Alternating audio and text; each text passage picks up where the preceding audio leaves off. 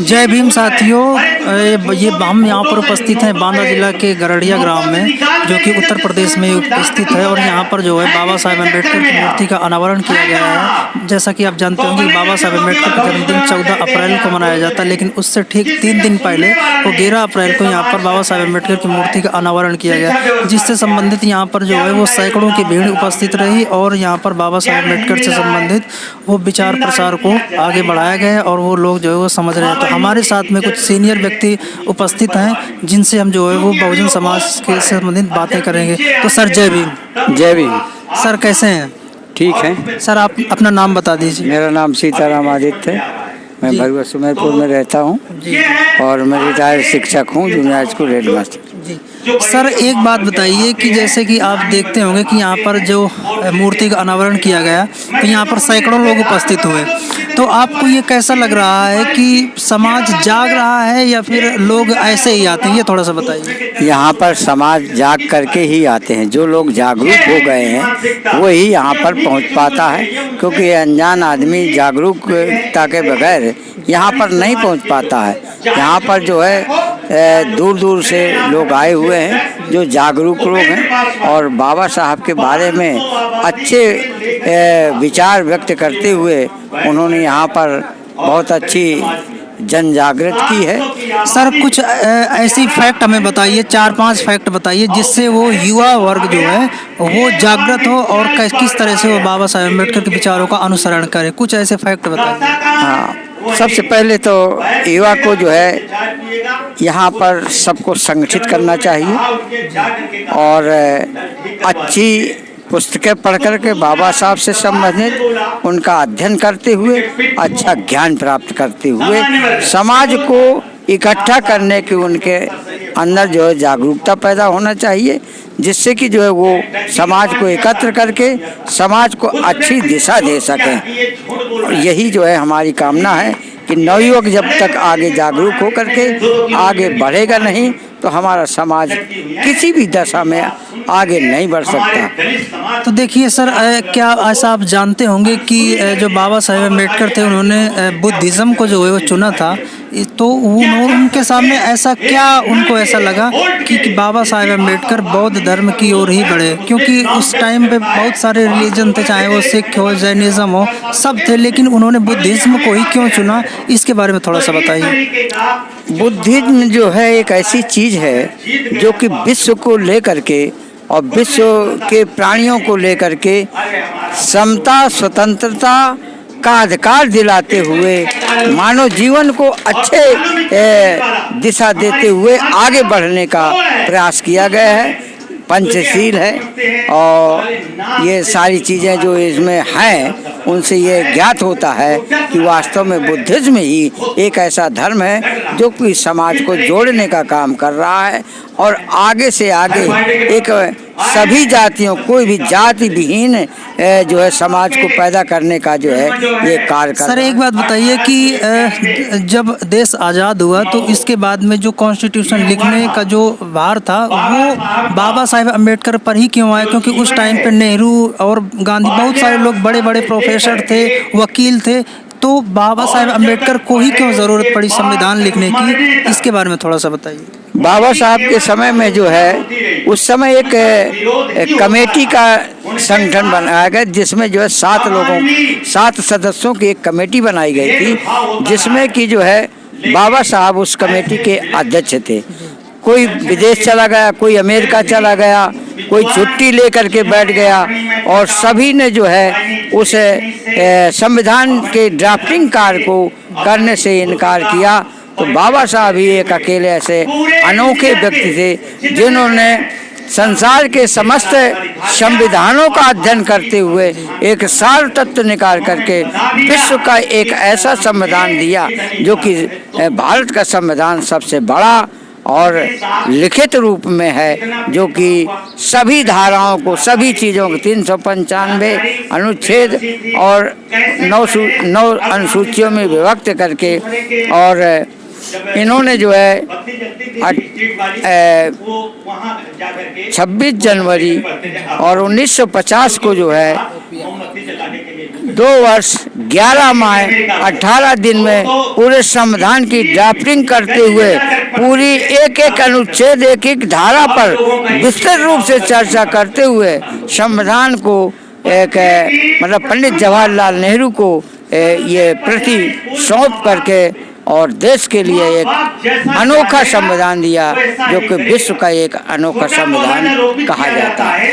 Sir, जैसा कि आप जानते होंगे कि जो सोसाइटी के भीतर जो एक बहुत ही छोटा वर्ग है जो कि अपने आप को अपर कास्ट कहता है, तो वो लोग कभी कभी ऐसा आवाज़ उठाता है कि जो संविधान है भारत का वो कॉपी पेस्ट है, यानी कि कॉपी पेस्ट किया गया है। तो इससे संबंधित कुछ कोई ऐसा जवाब दीजिए जिससे सोसाइटी के भीतर के लोगों का भ्रम दूर हो सके कि संविधान को कॉपी पेस्ट किया गया। भारत के संविधान को बाबा साहब ने अपने जीवन के जितने भी अनुभव किए हैं और ये जो सामाजिक विषमताएं हैं उनका भी अध्ययन किया है। अपने शैक्षिक जीवन में भी उन्होंने ऐसे ऐसे कार्य देखे हैं जिनका अनुभव करते हुए विश्व के समस्त समाज के व्यक्तियों का एक एक ध्यान देते हुए हर दशा में और उन्होंने अध्ययन करके और समाज को दिशा दी है,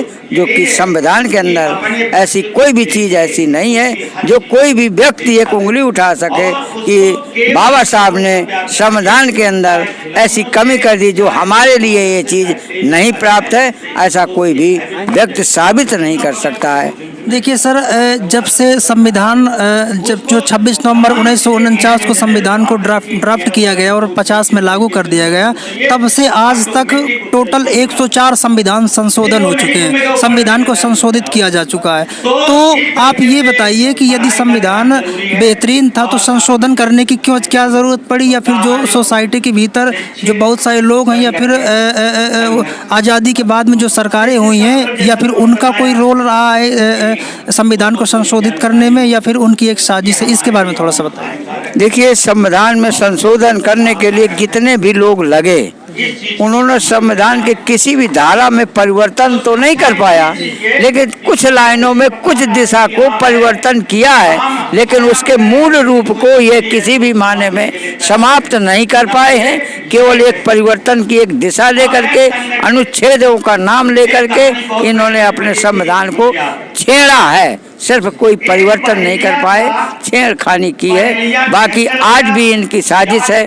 जो पुराना जो यहाँ का संविधान था, जो कि जिसे कि कहा जाए कि पहले आज जो हत्या कहा जाता है, उसको उस समय में रामराज जिसे कहते उस समय वध कहा जाता था। उसके ऊपर कोई केस लागू नहीं होता था, उसके ऊपर कोई सजा नहीं होती थी, उसका कोई दंड नहीं होता था, उसको अच्छे रूप में माना जाता था, इसलिए उसका नाम वध किया जाता, वध लिखा जाता था और उसको अच्छी श्रेणी में गिना जाता था, जो कि वध हो। जैसे रावण वध है, रावण वध है, हत्या नहीं वध, जबकि उनको 302 लगना चाहिए था। बाबा साहब ने इन्हीं सब बातों को पूर्व से लेकर के आज तक कर का अध्ययन किया है। उन्हीं अध्ययनों के आधार पर संविधान की एक एक लाइन लिखी है, इसलिए उस संविधान को कोई काट नहीं सकता। बदलने के लिए तो बहुत बैठे हैं और बहुत सा ऐसा आभास हो रहा है कि जो सरकारें बैठी हुई है तो ये पूरे संविधान को जो संशोधन करके बदलना चाहती है, उसके 10 पेज भी मेरे पास में आ गए हैं, जो कि ऐसे हैं कि जो वास्तव में संविधान जो पूर्व का है ये अपने ढंग से लागू करना चाहते हैं, जिनमें कि कोई जनता के हित की कोई बात नहीं होने। देखिए, आज तक जब से देश आज़ाद हुआ तब से आज तक वो बहुजन समाज की, यानी कि खासकर जो SC ST से संबंधित आज तक कोई भी वो प्रधानमंत्री नहीं बन पाया है और सरकार नहीं बन पाई है बहुजन की। तो इसके बारे में उत्तर प्रदेश में हालांकि बन चुकी है 4 बार, लेकिन पूरे देश में केंद्र स्तर पर सरकार नहीं बन पा रही है। इसके पीछे का क्या रीज़न है? इसके पीछे जो आज जो हम देख रहे हैं, ये जातिगत जितने भी स्वरूप बन रहे हैं, उन जातिगत स्वरूपों में संगठन नहीं बना रहे हैं। और जब तक ये संगठन सभी जातियां पिछड़ी और अनुसूचित जाति, अल्पसंख्यक और सारी जातियों का समावेश एक जैसा नहीं होगा, तब तक हमारा जो है आगे बढ़ना बहुत ही नामुमकिन है। इसीलिए हमें वही बाबा साहब का नारा याद आता है कि शिक्षित बनो, संगठित हो और संघर्ष करो। इसके पहले हम कुछ जो है आगे इस दिशा को, अपनी दशा को जब तक ऐसी दिशा नहीं देंगे तब तक हम कोई भी सुधार नहीं कर सकते। सर देखिए, सोसाइटी के भीतर इस तरह के मुद्दे उठते रहते हैं कि जो आरक्षण है वो एक समाज का एक कुछ वर्ग है, कुछ तथाकथित लोग हैं जो रिजर्वेशन को गलत बताते हैं और रिजर्वेशन को कोसते रहते हैं। तो आप थोड़ा सा एक बात उनको ये जवाब दीजिए कि रिजर्वेशन समाज में जो आरक्षण है वो क्यों जरूरी है, ये थोड़ा सा बताइए।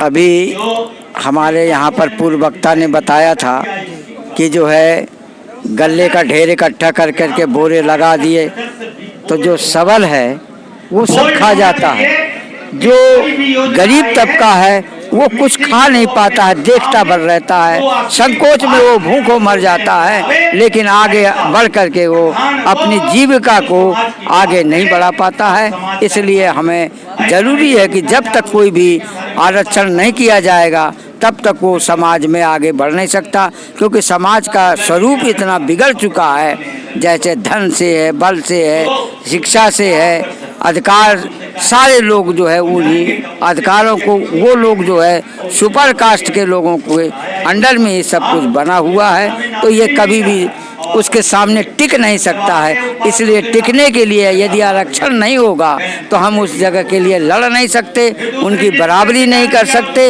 इन्हीं बराबरी के स्वरूप ही बाबा साहब ने आरक्षण की व्यवस्था बनाई थी, जो कि अभी आज भी कोई बराबरी की व्यवस्था नहीं हो पाई है, जिस कारण आज भी हमें उसकी आवश्यकता है। इसके लिए जिम्मेदार कौन है? इसके लिए जिम्मेदार वही लोग हैं जो आगे धन बढ़ता चला जा रहा है और कोई देख रेख नहीं होती है।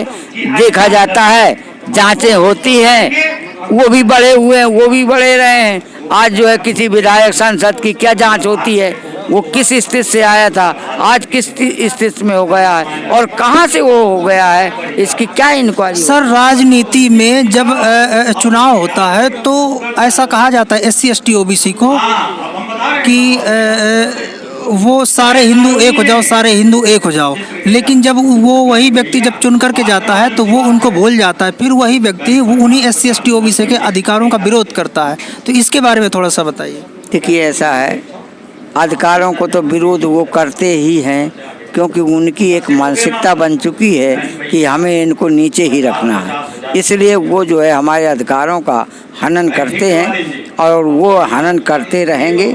इसलिए हमें आपको संगठन बनाते हुए आगे बढ़ना है, वरना तो हम तो पीछे ही बने रहेंगे। और ये जब तक हमारी तरक्की नहीं होती है, हमको सभी दिशाओं में जागरूक रहना पड़ेगा, तभी हम आगे बढ़। शुक्रिया हमसे बात करने के लिए सर। तो ये एक समाज के एक बहुत ही प्रतिष्ठित और बहुत ही सम्मानित और बुजुर्ग व्यक्ति हैं, जिन्होंने जो है वो समाज के लिए, बेहतरी के लिए, युवाओं के लिए बहुत सारी प्रेरणा दी। तो ये आपको ये इंटरव्यू कैसा लगा ज़रूर बताइए। जय भीम।